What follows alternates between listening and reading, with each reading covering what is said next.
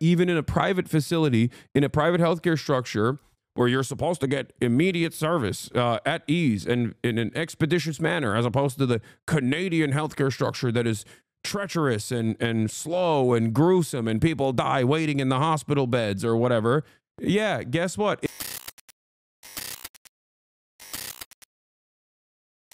I had to go see my grandmother because she fell. So my grandmother fell. Unfortunately, it happens, you know, and she slipped and she fell, and she might have fractured or broke her wrist.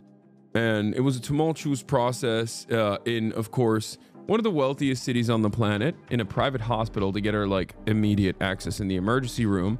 I found out at the UCLA hospital, apparently, according to Murad, who gave me some reporting from some field reporting, UCLA hospital still applies triage in the emergency rooms. They left the COVID level triage facilities in place. So they actually expanded, I guess, like technically not expanded, but they just kept the emergency room tents in place. All emergency rooms use triage. I've been to that emergency room. I don't remember it having triage facilities. I don't remember it having triage facilities on a normal time. I know triage is a normal part of ER, chat. No, you're missing. Okay. Emergency rooms, when there's like a lot happening, of course, have to do triage. It's not like it's a method.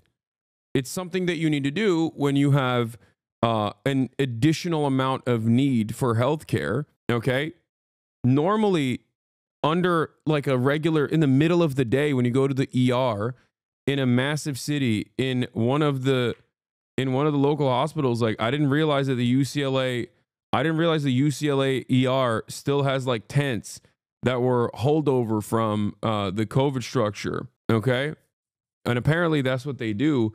And apparently my grandma had to still wait like a long time, even though she had fallen. She's, you know, old, and she might have even hit her head. And it still took like, it still took them like a long ass time to finally get to her.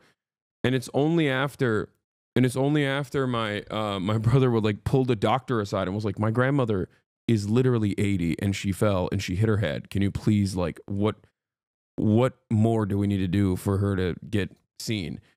And they finally did. But yeah, it just reminded me once again, that isn't what triage is, bro. I know what triage is. Triage is when you have a limited amount of resources and an overwhelming amount of patients happening. Overwhelming amount of patients coming in, so you have to go by risk priority. You have to prioritize by who needs immediate medical attention. I understand that. The problem is that I think UCLA, and I will talk to my friends who work at these hospitals, because there's like, I mean, I know people that work at these hospitals, but I used to go to UCLA as well. I was in the UCLA network. But basically, my point is, there's not enough nurses and there's not enough doctors. Okay, that's it. And it seems like the facilities are overloaded. And instead of making additional hires, they've decided to exhaust the existing staff with understaffing, as is the case with every single hospital network in the United States of America. And the point I'm trying to make is that even in a private facility, in a private healthcare structure, where you're supposed to get immediate service at ease and in an expeditious manner, as opposed to the Canadian healthcare structure that is treacherous and slow and gruesome, and people die waiting in the hospital beds or whatever. Yeah, guess what? It's happening in private facilities as well. And that's the issue that I was trying to address here. They will never increase the staff, and they will literally consistently, they'll utilize like existing COVID era structures, COVID era facilities to continue, I guess, overloading their healthcare staff. Anyway, regardless, yeah, it's so slow and expensive. I know. You pay so much in premiums and you pay out the wazoo and you still get cooked in the process, is my point. Why are your ears so pale? It's because I got a haircut and you're seeing my big old ears. Regardless. So yeah, all the healthcare professionals get overloaded in general by hospitals when you have a for-profit incentivization structure.